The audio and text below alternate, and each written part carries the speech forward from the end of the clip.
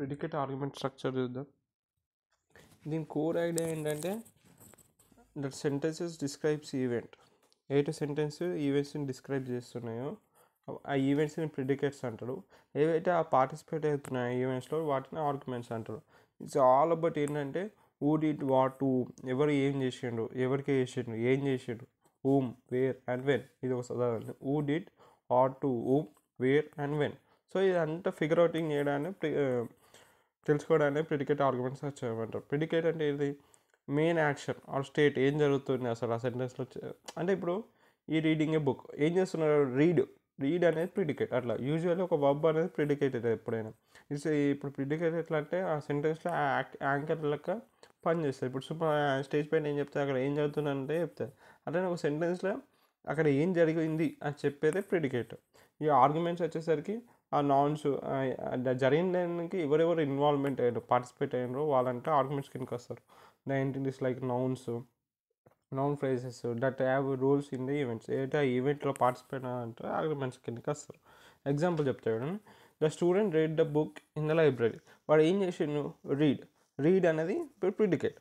It's usually ఒక verb ఉంటుంది predicate. ఎప్పుడు ఆర్గ్యుమెంట్స్ ఏమైతే ద స్టూడెంట్, ఎవరు, who did the reading, who what was read, book అనేది జరిగిండు, where did it happen in the library. So who, what, where, when, how, ఇదంతా జరిగేది చెప్పేదాన్ని ఆర్గ్యుమెంట్స్. ఆ చెప్పేదాన్ని ప్రిడికేట్ ఆర్గ్యుమెంట్ స్ట్రక్చర్ అంటారు. ఓకేనా. ఇక సిమాంటిక్ రూల్ లేబులింగ్ అంటే ఇది ఆటోమేటిక్గా ఐడెంటిఫై చేస్తుంది ప్రిడికేట్స్ని, దాని ఆర్గ్యుమెంట్స్ని ఒక సెంటెన్స్ లోపల. దాన్ని సిమాంటిక్ రూల్ లేబులింగ్ అంటాడు. ఇంకా దానికి సిమాంటిక్ రూల్స్ కూడా అసైన్ చేస్తుంది. ప్రిడికేట్ని దాని ఆర్గ్యుమెంట్స్ని ఫైండ్ చేసి ఐడెంటిఫై చేసి దానికి సిమాంటిక్ రూల్స్ కూడా అసైన్ చేస్తుంది. ఇట్స్ ఏ రూల్ హౌ, ఎలా అనేసి finding the how of finding the structure అన్నమాట. ఇది ఏంటిది సిమాంటిక్ రూల్ లేబులింగ్ ఆల్గోరిథం చూద్దాం. ఒక సింపుల్ వ్యూ చూద్దాం. ఫస్ట్ ఏంటిది, ఫ్రేజ్ ఆఫ్ ద సెంటెన్స్ కనిపిస్తుందా.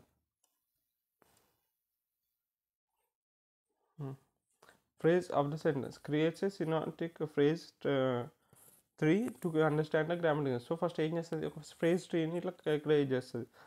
ఒక ఫ్రేజ్ ట్రీని క్రియేట్ చేస్తుంది ఎందుకంటే ఒక గ్రామటిక్ స్ట్రక్చర్ని అర్థం చేసుకోవడానికి. తర్వాత ఆ ప్రిడికేట్స్ని ఐడెంటిఫై చేస్తుంది.